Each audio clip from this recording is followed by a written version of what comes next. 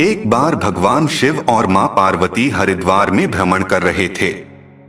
मां पार्वती ने देखा कि सहस्त्रों मनुष्य मां गंगा में स्नान कर हर हर गंगे कहते हुए चले आ रहे थे, लेकिन सभी मनुष्य अभी भी पाप परायण लग रहे थे।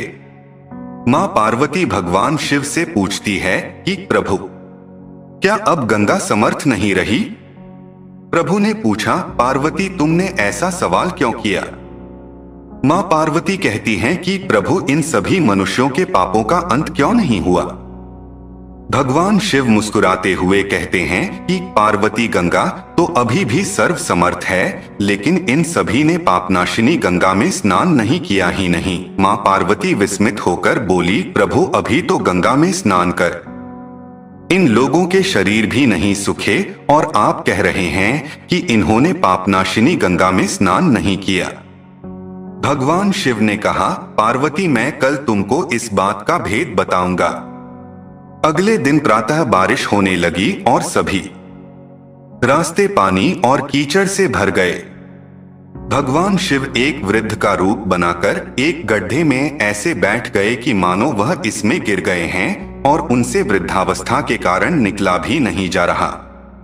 उन्होंने मां पार्वती को समझाया दिया कि तुम गंगा स्नान कर आते सभी मनुष्यों को सुनाकर कहना कि मेरा पति इस गड्ढे में गिर गया है।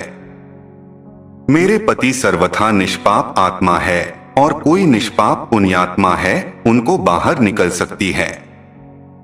अगर कोई व्यक्ति निष्पाप है तो वहीं मेरे पति को बाहर निकालने के लिए हाथ लगाएं। लेकिन अगर कोई निष्पाप नहीं हुआ तो उसका शरीर जलकर भस्म हो जाएगा। मां पार्वती अब गड्ढे के पास बैठ गई और सभी को सुनाकर कहने लगी। हर कोई सुंदर स्त्री को प्रलाप करते हुए देखकर रुक जाता। एक सुंदर स्त्री को वेदना में देख हर कोई उनकी मदद के लिए तैयार हो जाता, लेकिन जैसे ही वह वृद्ध वेशधारी भगवान शिव को बाहर निकालने के लिए हाथ बढ़ाने लगते, माता पार्वती तुरंत उन्हें टोक देती। वह कहती, मेरे पति सर्वथा निष्पाप आत्मा है और कोई निष्पाप पुण्यात्मा है उनको बाहर निकल सकती है।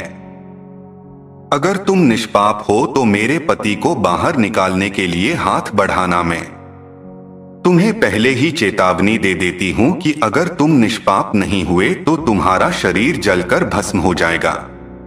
इतना सुनते ही हाथ आगे बढ़ाने वाले हाथ पीछे कर लेते, क्योंकि उनको लगता था कि हमने जीवन में कभी ना कभी तो पाप किया ही होगा। दूसरे उनके मन में आता है, इस बुढ़े के लिए क्यों अपनी जान जोखिम में डालने। इस तरह सुबह से लेकर संध्या हो गई, हजारों लोग स्नान कर चले गए, लेकिन किसी ने भी वृद्ध को निकालने की हिम्मत नहीं की। शाम के समय एक युवक हाथ में लोटा लिए वहां से गुजरा तो मां पार्वती ने उसको भी अपनी व्यथा सुना दी। जब वह मदद करने के लिए हाथ बढ़ाने लगा तो उससे भी वही बात कही जो अब तक वहां से गुजरे हजारों लोगों को कही थी।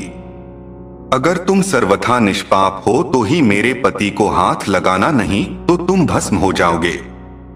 वह युवक बोला, माता मैं अभी तो पतित पावनी गंगा में स्नान करके आया हूं और गंगा स्नान के पश्चात तो सभी पाप नष्ट हो जाते हैं।